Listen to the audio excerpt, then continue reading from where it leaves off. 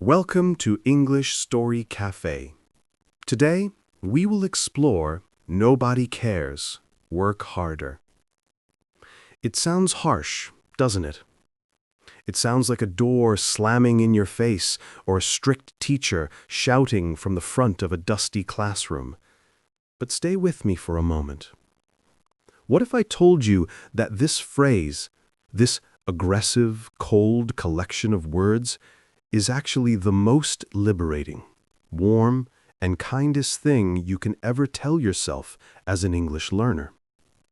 What if this sentence is the key that unlocks the chains of fear that have been holding your voice back for years?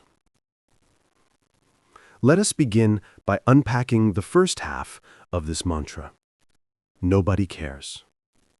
When we learn a new language, we often suffer from a psychological phenomenon known as the spotlight effect. We walk into a room, or we join a Zoom call, or we step up to a counter to order a coffee, and we feel as though a giant, blinding, theatrical spotlight has just been turned on. We feel that everyone is staring at our mouth. We feel that every listener is a judge holding a scorecard waiting to deduct points for a misplaced preposition, a stumbled pronunciation, or verb tense that doesn't quite match the timeline of the story. We convince ourselves that if we make a mistake, the people around us will think less of us. We worry they will think we are not intelligent or that we are not professional. We carry this heavy burden of perfectionism like a backpack filled with stones. But here is the beautiful, silent truth. Nobody cares. And I mean that in the best possible way. The barista at the coffee shop does not care about your accent. They only care about getting the order right so they can serve the next customer. Your colleagues in the meeting do not care if you used the present perfect continuous tense correctly. They care about the data you are presenting and whether the meeting will end on time. The stranger on the street does not care if you hesitate for 3 seconds to find the word for subway station. They are thinking about their own dinner, their own heartbreaks, their own bills, and their own lives. Realizing that nobody cares is not sad. It is freedom. It means you are invisible in the best way. It means you are allowed to be messy. You are allowed to be broken. You are allowed to be a learner. The world is too busy spinning to stop and laugh at your grammar. Once you truly accept that the audience you have created in your mind does not exist, you can finally stop performing and start communicating. You can stop trying to impress and start trying to connect. That is the first step. You have to drop the ego. You have to realize that your mistakes are not the headline news of the day. They are just whispers in a hurricane. Now, let us move to the second half. Work harder. If the first half is about letting go of fear, the second half is about embracing reality. There is a dangerous myth in the language learning community that there is a secret shortcut. We are sold the idea that if we just buy this app, or listen to this specific frequency of audio while we sleep, or memorize this list of 100 golden words, we will suddenly wake up fluent. We want the magic pill. We want the montage sequence in a movie where the character reads a book and suddenly speaks perfect English in the next scene. But language does not work like that. Language is biological. It is physical. It is a muscle. You cannot build a strong body by watching other people lift weights, and you cannot build a strong voice by simply watching Netflix with subtitles on, hoping the words will soak into your brain by osmosis. You have to do the work, and often the work is unglamorous. The work is boring. The work is repetitive. The work is hard. Working harder means accepting that there is no substitute for volume. You have to put in the hours, but it is not just about the hours, it's about the intensity of those hours. Are you passively listening or are you actively shadowing? Are you reading with your eyes or are you reading aloud until your jaw feels tired? Are you writing sentences that are safe and easy, or are you pushing yourself to express complex thoughts that make your brain hurt? When we say work harder, we are talking about the grit required to push through the plateau. Every language learner hits the plateau. It's that frustrating middle ground where you are no longer a beginner, so the rapid progress has stopped, but you are not yet advanced, so you feel clumsy and limited. This is where most people quit. This is the graveyard of ambition. They quit because the excitement fades and the work becomes real. This is the moment where you must look in the mirror and say, work harder. It means doing the things that make you uncomfortable. It means seeking out conversations that you know you might struggle through. It means recording your own voice, listening to it, cringe-inducing as it may be, and trying again. It means reading books that are slightly too difficult for you, so you have to reach for the dictionary every 2 pages. It is in this friction, this struggle, that the neural pathways in your brain are actually forged. Comfort is the enemy of growth. If you understand everything you hear, you are not learning. If you can say everything you want to say perfectly easily, you are not improving. You need to be in deep water to learn how to swim. Let's combine them now. Nobody cares, work harder. This is a philosophy of humble aggression. You are humble enough to know that you are not the center of the universe, and you are aggressive enough to pursue your goals with relentless energy. Imagine a sculptor. The sculptor stands before a massive block of stone. The stone is the English language. It is heavy, cold, and unyielding. The sculptor strikes the stone with a chisel. Nothing happens. They strike it again. A tiny chip falls off. They strike it 1,000 times a day. To the observer, it looks like nothing is changing. The stone still looks like a shapeless block. If the sculptor worried about what passerbys thought, they would stop.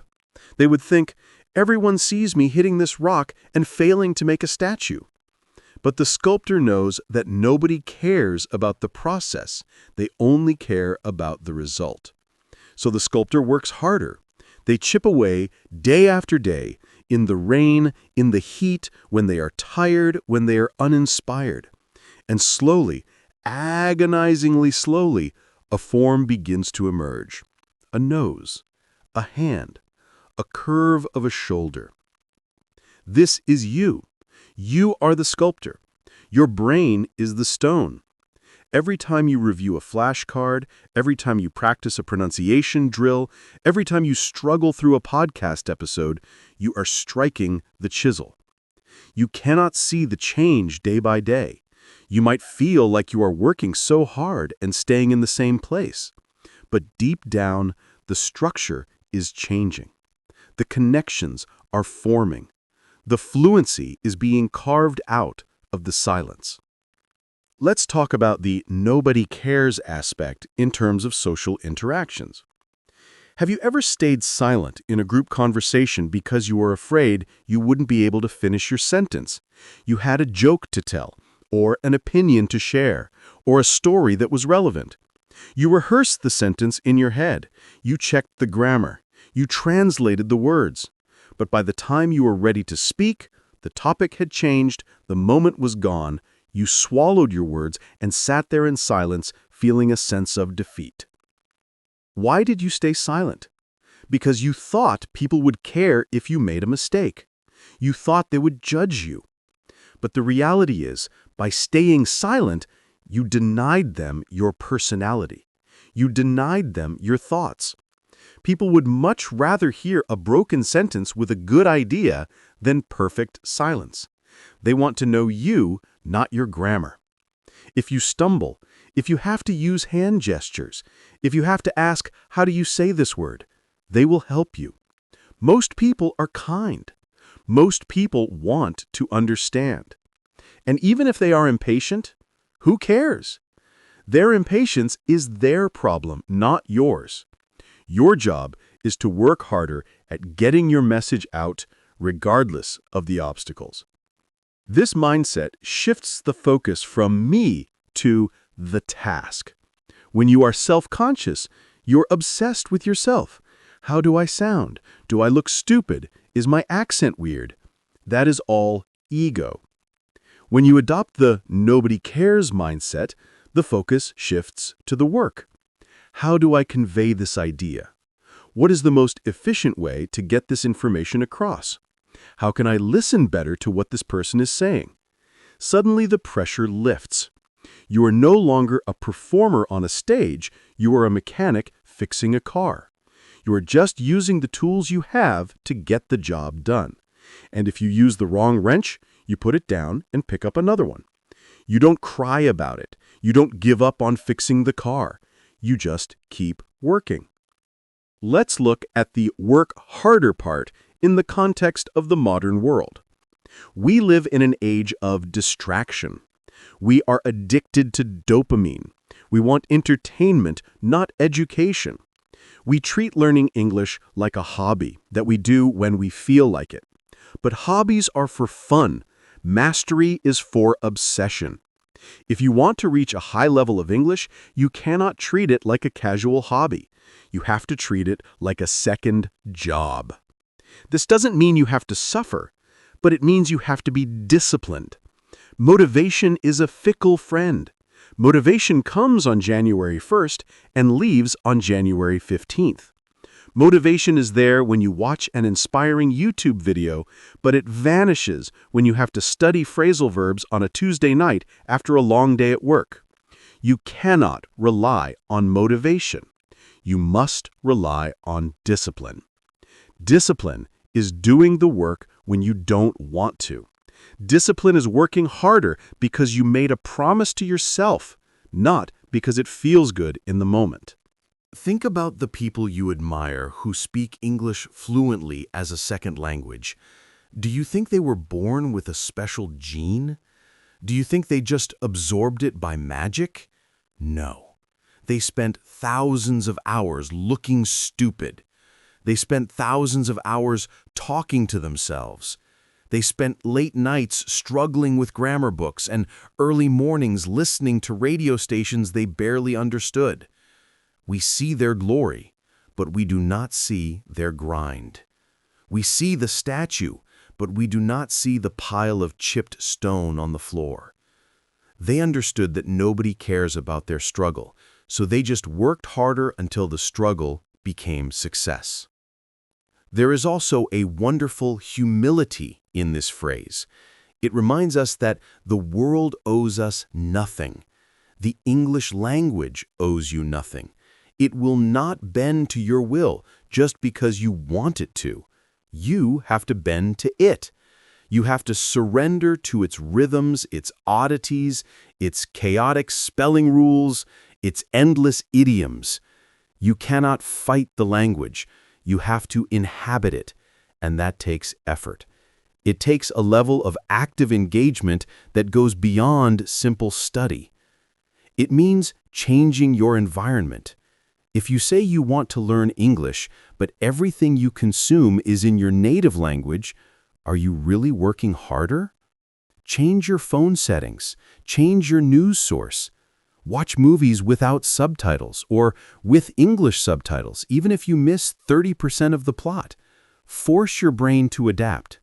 The brain is a lazy organ. It wants to save energy. It will always choose the path of least resistance.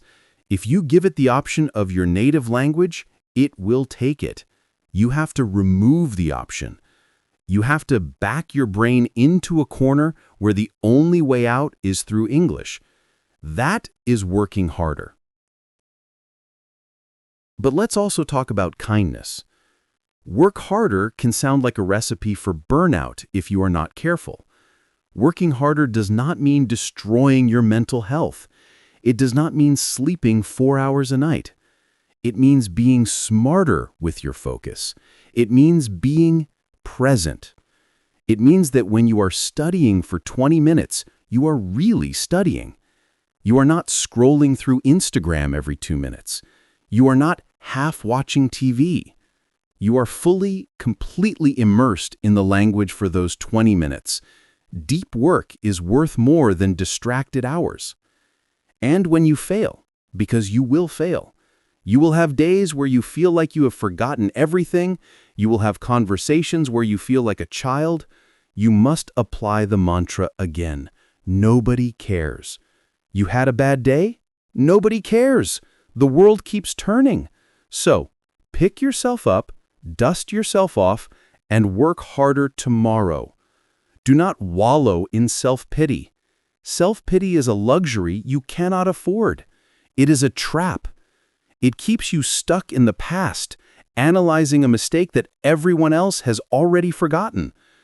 There is a specific type of freedom that comes when you realize you are not that important. It allows you to experiment. You can try out new words. You can try to copy an accent you heard in a movie. If it sounds silly, who cares? You're playing.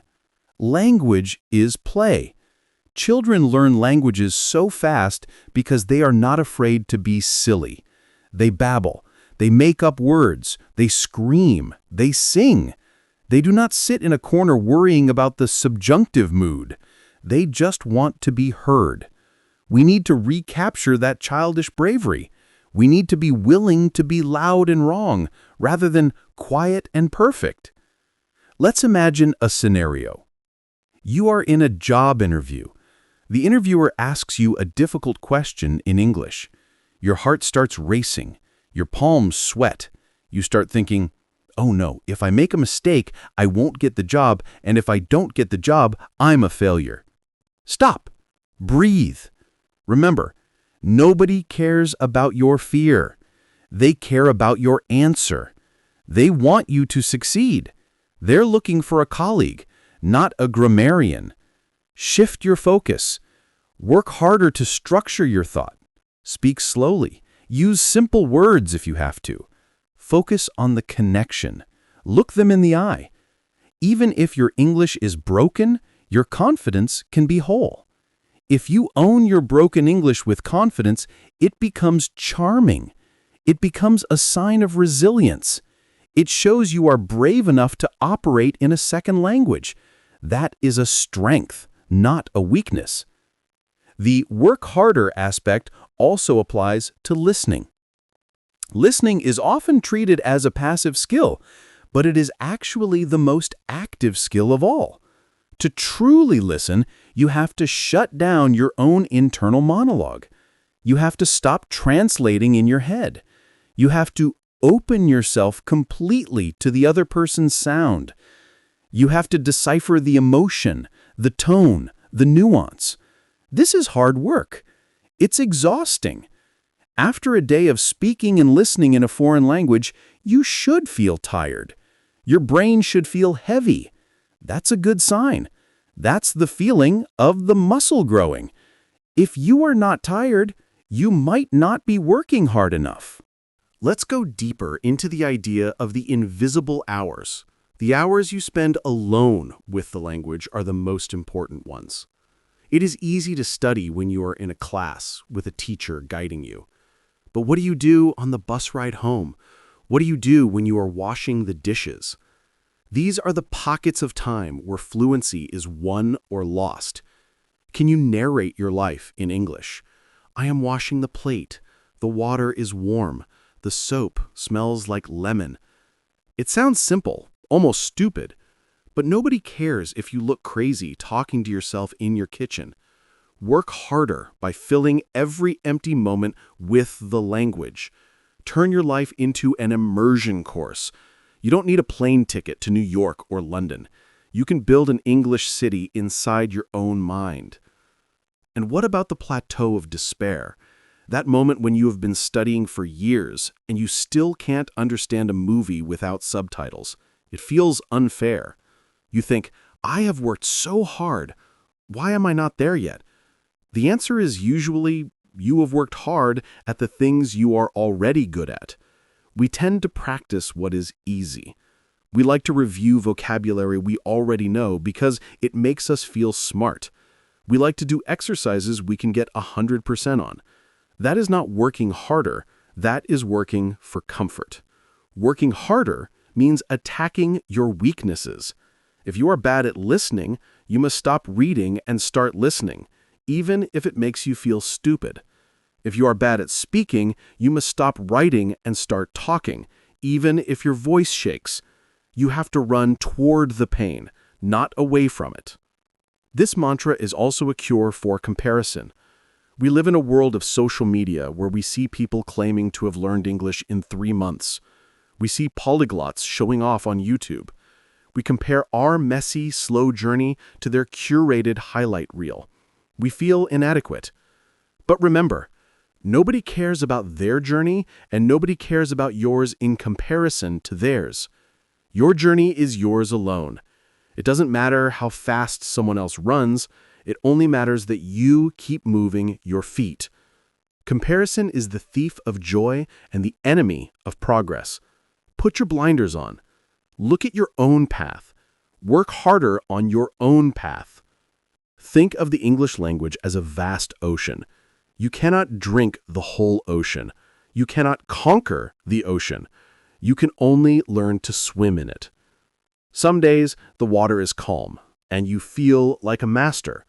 Some days there are storms, and you feel like you are drowning. That is nature. Do not take the storms personally. The ocean does not care if you are tired. You just have to keep swimming.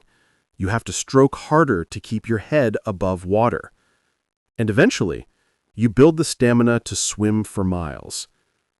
As we near the end of this exploration, I want you to visualize your future self.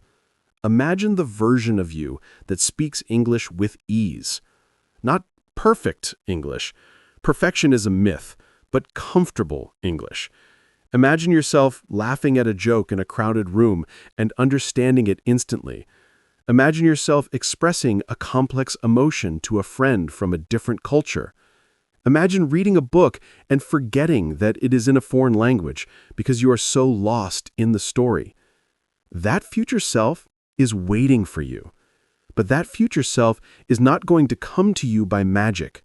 That future self is built brick by brick, mistake by mistake, hour by hour.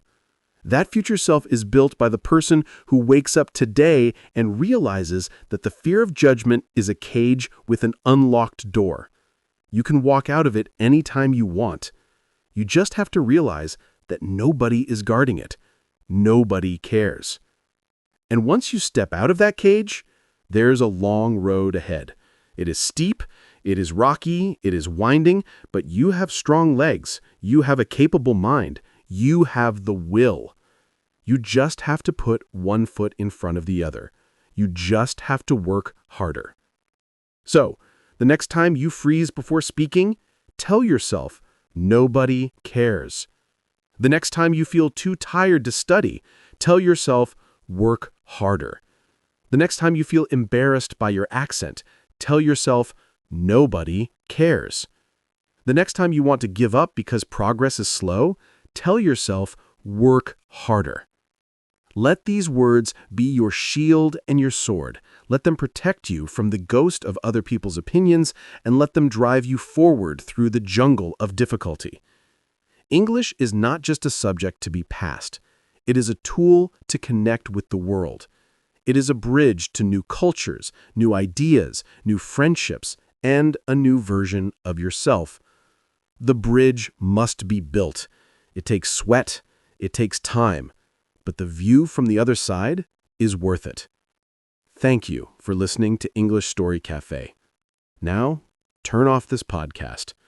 The world is waiting. The work is waiting. Go make mistakes. Go speak badly. Go struggle. And most importantly, Go work harder.